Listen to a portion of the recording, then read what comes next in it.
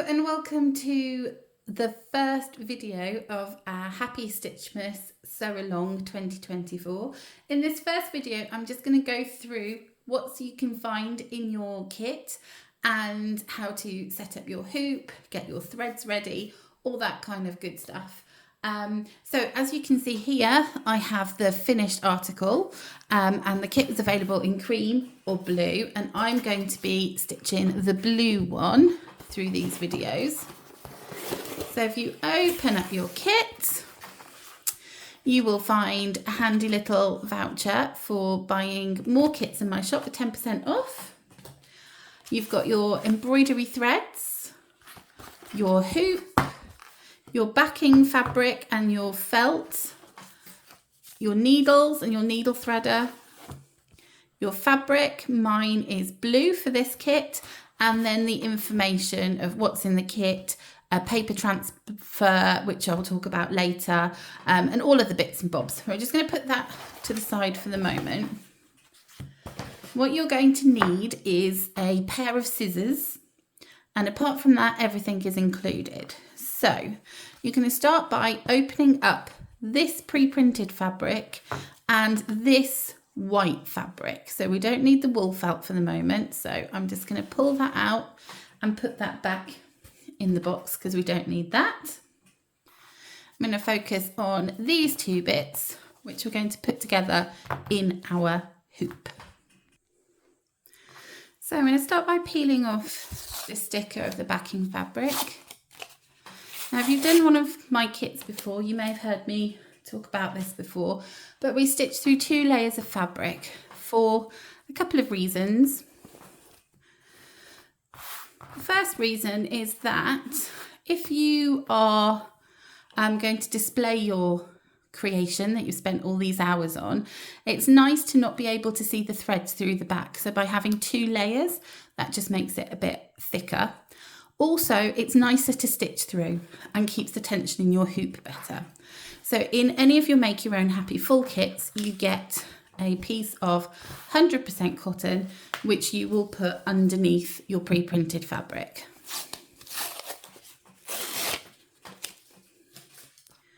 So I'm just opening out my fabric and layering it on top of the white fabric. And just move my hoop out of the way. Okay. And because it's been folded up in the packet, you can see that it's got a bit of a crease there. And I would suggest that it is easier to iron that crease out now before you put it in the hoop, because afterwards you can't iron on top of the stitches. So you want it to be nice and flat. So I'm just going to take that away and put an iron over that. I'm actually going to do it on the reverse. So I'm just going to iron this flat so that it is ready to go in my hoop. Okay. So I have ironed my fabric design and the layer of 100% cotton, so they're nice and flat. Now I'm going to add them to my hoop. So I'm just going to unscrew this. So you've got 2 bits of hoop, and I'm just going to remove the label. You may want to use a pair of scissors for this. Okay. So this inner hoop goes underneath the fabric. And we're going to try and position our design in the centre of the hoop. Then we're going to get the outer hoop and place it on the outside, and then that will help us again to reposition the design into the centre of the hoop. Okay. And then I'm just having to loosen it a little bit so that it will go snugly around that fabric. And you do want it nice and snug, so it's like a drum. So I'm going to go and, holding the 2 hoops together, just pull the fabric away from the hoop to tighten it a little bit more. And then I'm going to tighten this screw here at the top.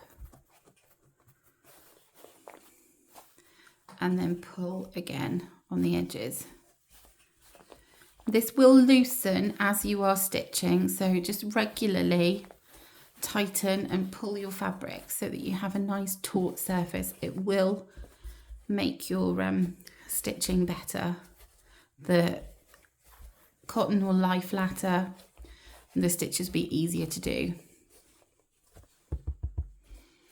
Okay, you can even get a small screwdriver in there to tighten the hoop if it's hard on your wrists. Okay, now as for the excess fabric, you could, if you know that you're going to display your finished design in the hoop, you could trim this around so you have less flappy stuff around, no less than 2 centimeters, an inch around the edge. Obviously this bit, the way that I've done it, is less than that, so I would just leave that. I would perhaps just cut off these bits that are annoying me. However, if you're not sure how you're going to display it and you may possibly want to put it in a frame, I would leave the fabric as it is, because once you remove the hoop, you then have a rectangular piece of fabric which you could use to make into something else, or to frame, or to put on a canvas. But if it's annoying you, what you could do is you can roll up these edges and you can clip them, bulldog clip, or you could tape them. I wouldn't tape them to the back because you're going to be stitching through here actually, but you could tape them to the edge just so they're kind of out the way. But a little clip there, perhaps a little wonder clip, if you use those for sewing, just to keep it out of your way, might be a good idea. Okay, so that is the hoop set up, and now we're going to have a look at the threads. If you bought the full kit, you will have this packet of embroidery threads. So we've got all the colours that we're going to use in there, full skeins. I'm never sure how to say that word. So inside you will find full skeins of DMC embroidery thread. And one of the easiest ways to remove the thread from this is to find the end which has got the number on. So you can see it's got a shorter label here and a long label here, and it's got a number on. This is the end that you want to pull your thread from to stop it getting in a tangle. So if I was just going to remove it from here, I would hold it firmly, pull till I've got a length about the distance from the tip of my finger to my shoulder, or 2 tugs. That should be enough, and then you can cut it off and keep the rest like that. Or you can remove the whole thread from the skein and wrap it around a bobbin like here. Now you can pick these bobbins up really cheaply. They're just made out of card though, so you could just cut a piece of card and put a little slot with scissors into it and just wrap it around, make your own bobbin. There's no need to buy any of these, but I had quite a few hanging around from previous kits in my workshops and things. And it's handy to just write the number of the thread that you are using on there as well. So I have put mine onto these little bobbins so that I can keep them handy in my kind of kit. But if you are going to keep them like this, you just need to make sure that they're not going to get caught on other things. So the next thing I'm going to show you is how to separate the strands of the thread. So I'm going to zoom in a little bit. As you can see, the thread is made up of 6 separate strands. You just tap on the end there. Tap, tap, tap. And you can separate the strands a little bit so you can see them. 6 separate strands, and this kit is sewn with 3 strands of that thread. So you are going to need to remove 3 strands.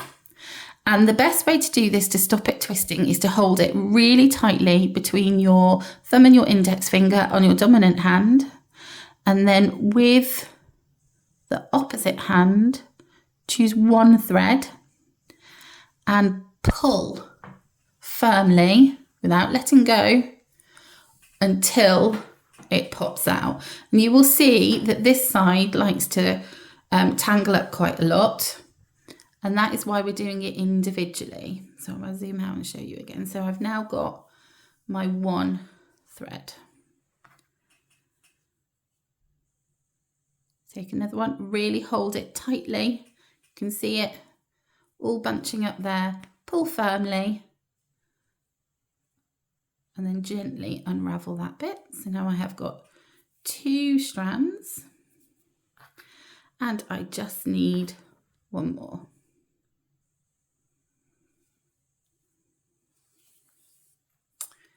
Okay, and then you're just going to put this bit, this leftover bit, you can wrap it around a bobbin for the next time that you need that colour to save it getting bundled up with all the rest of your threads.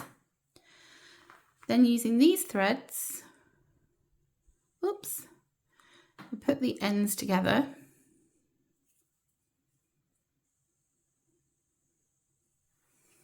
and smooth it. You want to try and get all 3 ends close together. And to be honest, if you look at the ends, they're a little bit, oops, they're a little bit fluffy. So I would probably just chop those with my scissors, ready to thread the needle. I'm just going to chop those so they're all the same, and then that will make it easier for me to thread my needle. Now in your kit,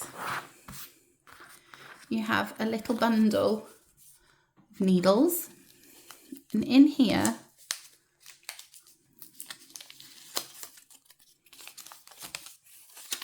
you have a needle threader, and you also have 2 different needles. Now you've got 2 in there because it's personal preference which one you like to use. The chenille needle is easier to thread because it's got a larger eye, and the embroidery needle is it's got a smaller eye and it's slightly longer, which makes it nice and smooth for certain stitches. I liked using this one for chain stitch, but it's totally up to you which one you use. It does not matter. I'm going to start with the chenille needle just to demonstrate how you can use the needle threader to thread your needle. So I'm going to take off the needle threader, and you will see that you have got a loopy bit, technical term. I'm going to pass that loop, zoom in a little bit. Okay, I'm going to pass that loop through the eye of the needle and hold them both in one hand. Then I'm going to take the thread, I'm going to pass it through that loop, and then I'm going to pull till it goes through the eye of the needle. And then we have, whoops, my thread's got caught on my needle threader. And there we have a threaded needle.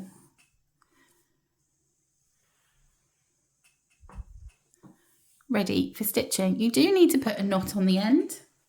You can do that knot however you like. I will demonstrate the quilter's knot that I use. Not the quilter's knot, sorry, the magic knot that I use. Some people find this a little bit complicated, but once you've kind of got the knack, I find it much easier. So the magic knot that I do, I have my loop of thread, and I take the needle in my dominant hand, hold it between my thumb and my forefinger. I trap the end of the thread where I want the knot onto the needle and wrap away from myself about 5 times. Pinch that really tightly and swap to my non-dominant hand. So I've now got the wrapped thread trapped in there, holding it really tightly like we did when we separated the threads, and then just pull. And you get a knot at the end. I'll demonstrate that again. Let me just cut this knot off that I don't need now, because I'm going to demonstrate again. So I have my threaded needle. I'm right-handed, so I'm going to be doing this with talking about my dominant hand and my non-dominant hand. If you're left-handed, you just swap it round. So I'm holding the needle in my dominant hand and I'm finding the end of the thread where I want the knot to be. And I'm going to trap it by holding it onto the needle with my index finger and my thumb. I'm then going to wrap around the needle away from myself 4 to 5 times.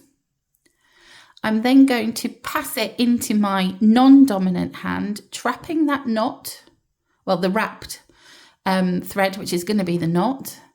And then I'm going to pull the needle. You really have to press quite firmly. Pull the needle and that thread without letting those wraps go all the way through. And as you tug, you will feel a little knot form at the end. Obviously, if you've got a different way of doing a knot, that's absolutely fine. So now we have our threaded cotton, our threaded needle, and we have our hoop. So we are ready to start our first stitches.